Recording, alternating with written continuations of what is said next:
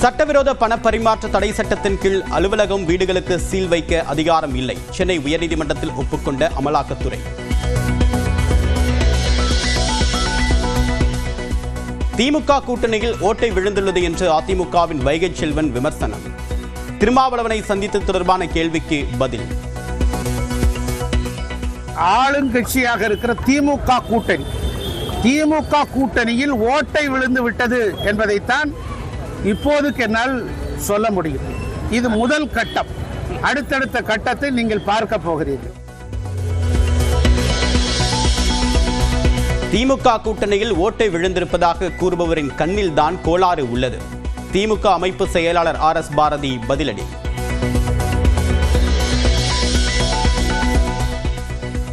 அன்புமணி நாளை பொதுக்குழு கூட்டம் அறிவித்திருக்கக்கூடிய நிலையில் MLA அருளை தொடர்ந்து கௌரவ தலைவர் GK மணியும் மருத்துவமனையில் அனுமதி.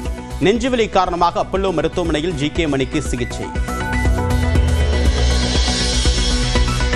3000 ரூபாய் பாஸ் பெற்று ஆண்டு முழுவதும் சுங்கச்சாவடிகள் வழியாக பயணிக்க புதிய திட்டம். ஆகஸ்ட் 15ஆம் தேதி அமலுக்கு வருவதாக மத்திய அமைச்சர் நிதின் கட்கரி அறிவிப்பு. சுங்க கட்டணம் வசூலிக்கக்கூடிய நிறுவனங்கள் சாலையை முறையாக பராமரிக்க வேண்டியது அவசியம்.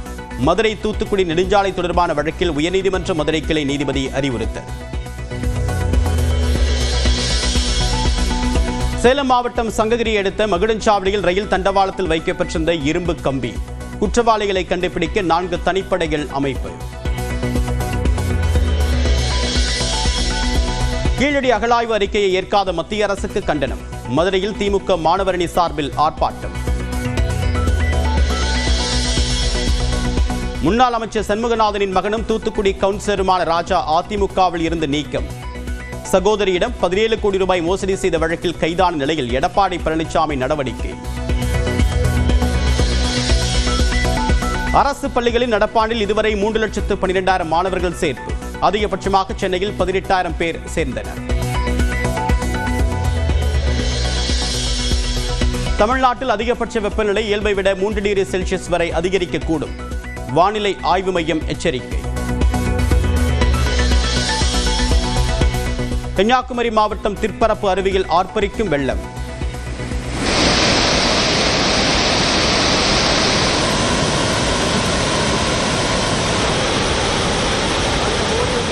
சுற்றுலா பயணிகள் நீராட 2வது நாளாக தடை நீட்டிக்கப்பட்டதால் ஏமாற்றம். சென்னையில் போட்டித் தேர்வு எழுதக்கூடிய மாணவர்களுக்கு பயிற்சி தரும் உதவி பேராசிரியர்களுக்கு வாந்தி மயக்கம். பள்ளி விழுந்த சுண்டல் பேராசிரியர்களுக்கு விநியோகித்ததாக கூறி போராட்டத்தில் ஈடுபட்டதால் பரபரப்பு.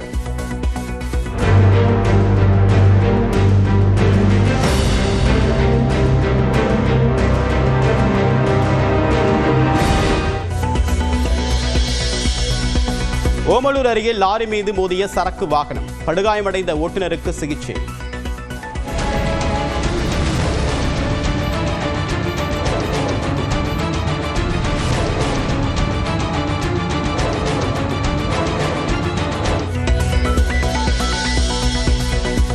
மதுரை அவனியாபுரம் விமான நிலைய சாலை அருகே புதர் போல் இருந்த இடத்தில் பற்றி எரிந்த தீ. கடும் புகைமூட்டம் எழுந்ததால் வாகன ஓட்டிகள் அவதி.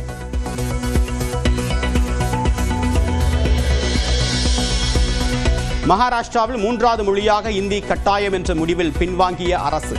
விரும்பினால் இந்திக்கு பதில் வேறு மொழியையும் கற்கலாம் என்றும் அறிவிப்பு.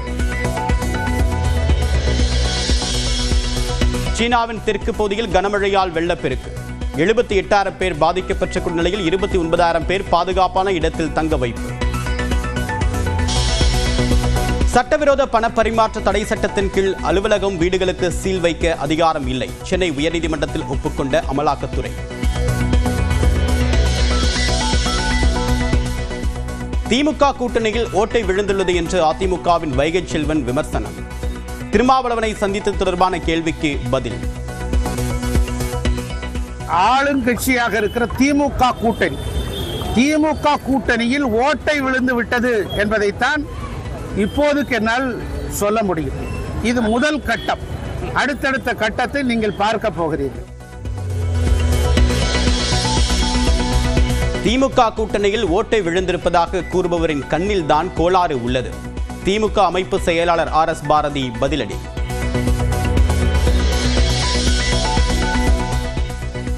அன்புமணி நாளை பொதுக்குழு கூட்டம் அறிவித்திருக்கக்கூடிய நிலையில் எம்எல்ஏ அருளை தொடர்ந்து கௌரவ தலைவர் ஜி.கே. மணியும் மருத்துவமனையில் அனுமதி. நெஞ்சுவலி காரணமாக அப்பல்லோ மருத்துவமனையில் ஜி.கே. மணிக்கு சிகிச்சை. 3000 ரூபாய் பாஸ் பெற்று ஆண்டு முழுவதும் சுங்கச்சாவடிகள் வழியாக பயணிக்க புதிய திட்டம் ஆகஸ்ட் 15ஆம் தேதி அமலுக்கு வருவதாக மத்திய அமைச்சர் நிதின் கட்கரி அறிவிப்பு.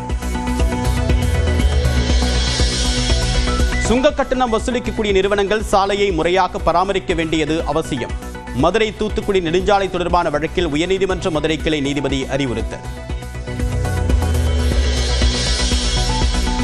சேலம் மாவட்டம் சங்ககிரியை அடுத்த மகுடஞ்சாவடியில் ரயில் தண்டவாளத்தில் வைக்கப்பட்டிருந்த இரும்பு கம்பி. குற்றவாளிகளை கண்டுபிடிக்க 4 தனிப்படைகள் அமைப்பு. கீழடி அகழாய்வு அறிக்கையை ஏற்காத மத்திய அரசுக்கு கண்டனம். மதுரையில் திமுக மாணவரணி சார்பில் ஆர்ப்பாட்டம். முன்னாள் அமைச்சர் சண்முகநாதனின் மகனும் தூத்துக்குடி கவுன்சிலருமான ராஜா அதிமுகவில் இருந்து நீக்கம். சகோதரியிடம் 17 கோடி ரூபாய் மோசடி செய்த வழக்கில் கைதான நிலையில் எடப்பாடி பழனிசாமி நடவடிக்கை. அரசு பள்ளிகளின் நடப்பாண்டில் இதுவரை 3,12,000 மாணவர்கள் சேர்ப்பு. அதிகபட்சமாக சென்னையில் 18,000 பேர் சேர்ந்தனர். தமிழ்நாட்டில் அதிகபட்ச வெப்பநிலை இயல்பை விட 3 டிகிரி செல்சியஸ் வரை அதிகரிக்கக்கூடும். வானிலை ஆய்வு மையம் எச்சரிக்கை. கன்னியாகுமரி மாவட்டம் திற்பரப்பு அருவியில் ஆர்ப்பரிக்கும் வெள்ளம்.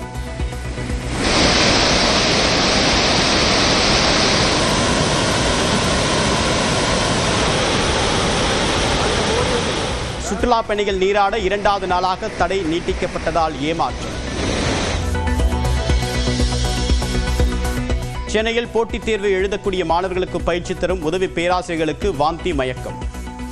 பள்ளி விழுந்த சுண்டல் பேராசிரியர்களுக்கு விநியோகித்ததாக கூறி போராட்டத்தில் ஈடுபட்டதால் பரபரப்பு.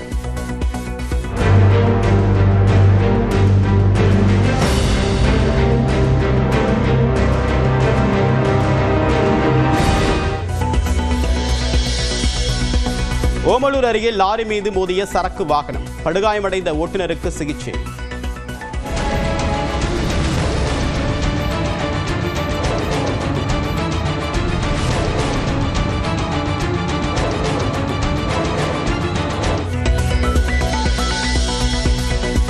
மதுரை அவனியாபுரம் விமான நிலைய சாலை அருகே புதர் போல் இருந்த இடத்தில் பற்றி எரிந்த தீ.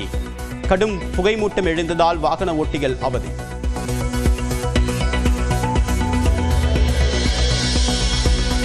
மகாராஷ்டிராவில் 3வது மொழியாக இந்தி கட்டாயம் என்ற முடிவில் பின்வாங்கிய அரசு. விரும்பினால் இந்திக்கு பதில் வேறு மொழியையும் கற்கலாம் என்றும் அறிவிப்பு. சீனாவின் தெற்கு பகுதியில் கனமழையால் வெள்ளப்பெருக்கு. 78,000 பேர் பாதிக்கப்பட்ட நிலையில் 29,000 பேர் பாதுகாப்பான இடத்தில் தங்க வைப்பு.